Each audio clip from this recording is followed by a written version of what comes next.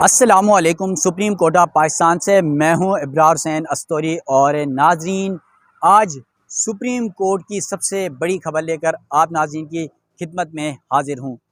वो ये खबर है कि जो चेयरमैन पीटीआई इमरान खान, जो इस वक्त अडियाला जेल में कैद हैं, पाबंद सलासल हैं, उन्होंने चीफ जस्टिस काजी फायज़ ईसा को एक ख़त लिखा है और उस ख़त में अहम सवालात उठाए हैं, अहम मुतालिबा रख दिया है।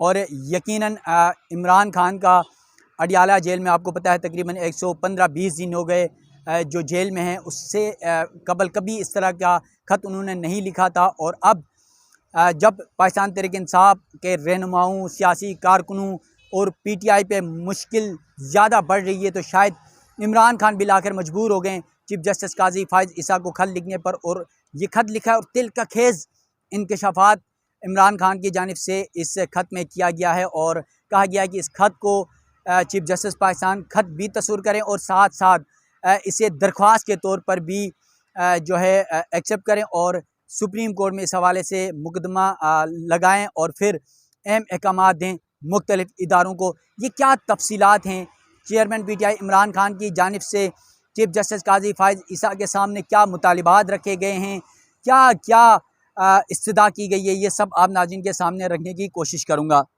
नाज़रीन, सबसे पहले तो चेयरमैन तहरीक इंसाफ इमरान खान ने जो इंतखाबात है उसमें लेवल प्लेइंग फील्ड के लिए चीफ जस्टिस काजी फायज़ साहब को ख़त लिखा है।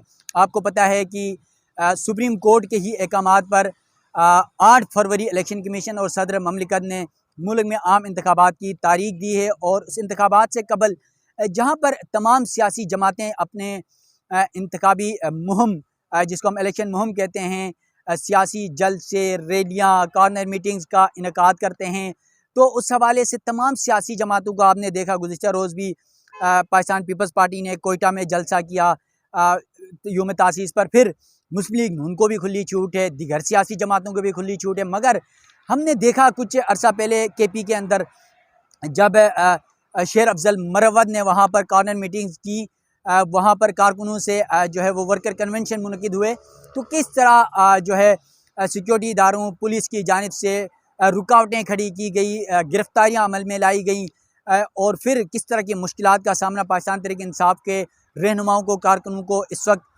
दरपेश है। उस हवाले से इमरान खान से जब वकला मुलाकात करते हैं तो उस तमाम सूरत हाल के हवाले से भी आगाह करते हैं और फिर उनके पास अखबार भी जाता है, तो इस हवाले से उन्हें आगाही मिल जाती है। तो इस पर उन्होंने तशवीश का इजहार किया कि यहाँ पर प्लेइंग फील्ड जो है वो नहीं दी जा रही है, तमाम सियासी जमातों को ग्राउंड नहीं दिया जा रहा कि वो सियासी मुहिम चलाए जाए, और ये पाकिस्तान तहरीक इंसाफ के खिलाफ एक साजिश है। फिर इमरान खान ने खत में चीफ जस्टिस काजी फायज़ ईसा से शहरियों के बुनियादी हुकूक के तहफ़्फ़ुज़ का भी मुतालिबा किया है और कहते हैं कि पाकिस्तान तहरीक इंसाफ से वाबस्ता जो अफराद हैं उनको सियासी इंतकाम का निशाना बनाया जा रहा है। पाकिस्तान तहरीक इंसाफ से वाबस्ता सियासी रहनुमाओं को जिबरी गुमशुदा किया जा रहा है और उनकी गिरफ्तारियाँ अमल में लाई जा रही हैं, उन्हें उठाया जाता है, उनके घरों में रेड किया जाता है, उनकी फैमिलीज़ को तंग किया जाता है।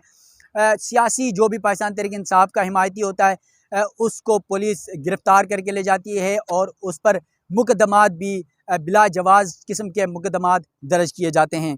फिर कहते हैं कि बड़ी तादाद में लोगों को सियासी वफादारियाँ ज़बरदस्ती तब्दील करवाई जा रही हैं। यकीनन इस बात का तो आपको भी पता है कि किस तरह सियासी वफादारियाँ इस वक्त तब्दील हो रही हैं। जो कल तक पाकिस्तान तहरीक इंसाफ के लिए सब कुछ अपना कुर्बान करने के लिए तैयार थे, आज वो पाकिस्तान तहरीक इंसाफ को छोड़ने पर मजबूर हो गए। इस मजबूरी की वजह क्या है ये तो आप सब जानते हैं, मुझे बताने की ज़रूरत नहीं है, और पाकिस्तान तहरीक इंसाफ भी जानती है, अवाम भी जानती है, इदारे भी जानते हैं ये सब कुछ कौन, क्यों और किस लिए कर रहा है। क्योंकि अवाम में पाकिस्तान तहरीक इंसाफ की, इमरान खान की जो पॉपुलरिटी है, उनकी जो शोहरत है, वो इस वक्त आसमान की बुलंदियों को छू रही है। तो इस वजह से ये पता है कि अगर 8 फरवरी को इंतखाबात होते हैं तो पाकिस्तान तहरीक इंसाफ शायद 2/3 से ज़्यादा अक्सरियत से जीत जाएगी। साफ़ और शफाफ इंतखाबात होते हैं, लेकिन ऐसा पाकिस्तान की तारीख में हमने माजी में देखा, मुमकिन तौर पर नज़र नहीं आया।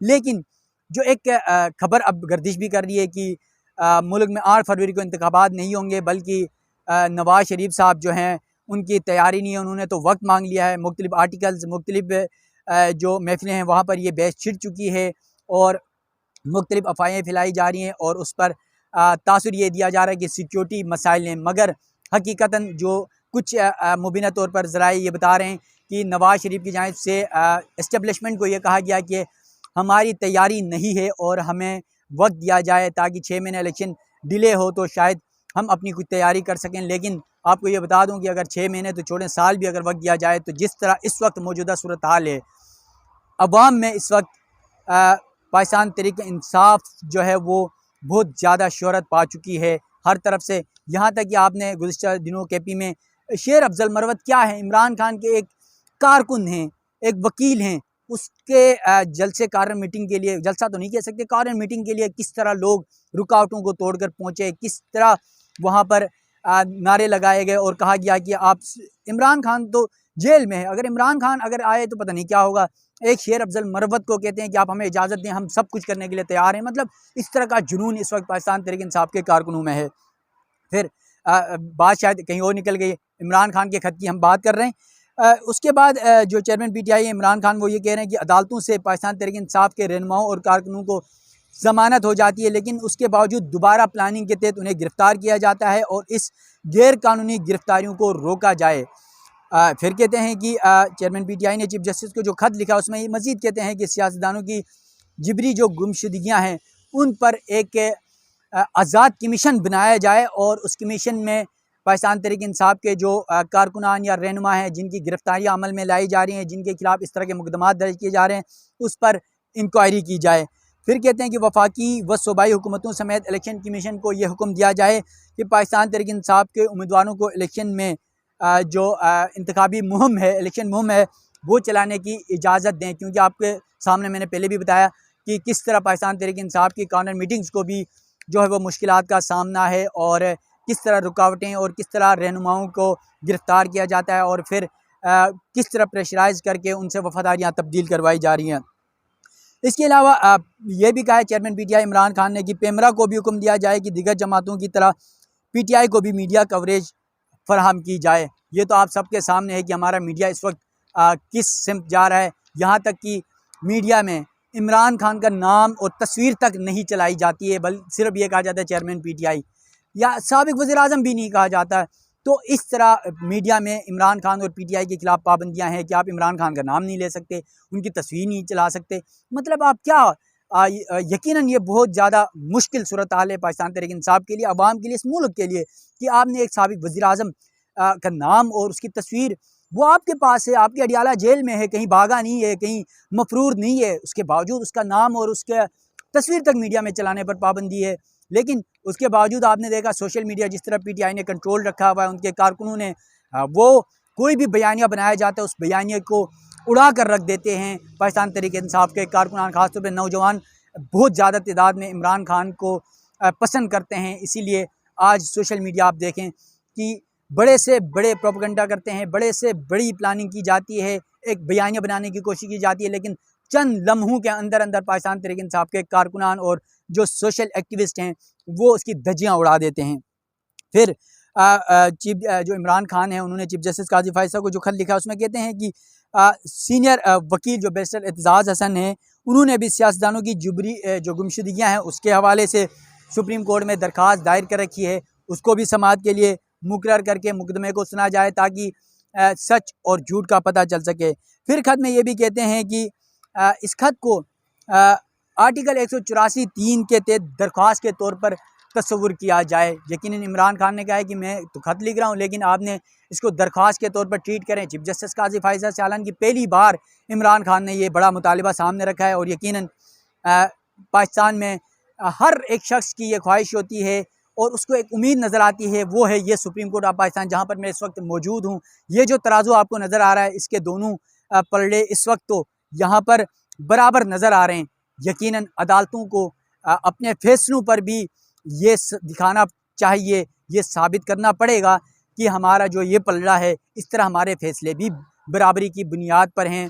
और यकीनन चीफ जस्टिस काजी फायसा के आने के बाद बहुत सारी चीज़ें अच्छी हो रही हैं, कुछ चीज़ें हैं यकीनन वो भी बेहतर हो जाएंगी। और अब इमरान खान के इस खत को चीफ जस्टिस काजी फायसा किस कॉन्टेक्ट में लेते हैं, उसको एप्लीकेशन तस्वीर करते हैं या नहीं, या फिर इसको समाअत के लिए मुकर्रर करते हैं या नहीं, ये सब तो वक्त आने पे पता चलेगा। और सुप्रीम कोर्ट समेत अदालतों से या सियासी माहौल में बदलते हालात पर क्या कुछ होता है, उस हवाले से भी आप नाज़रीन को आगाह रखेंगे। अपने मेज़बान इब्रार हुसैन अस्तूरी को दीजिएगा इजाज़त। अल्लाह हाफिज़।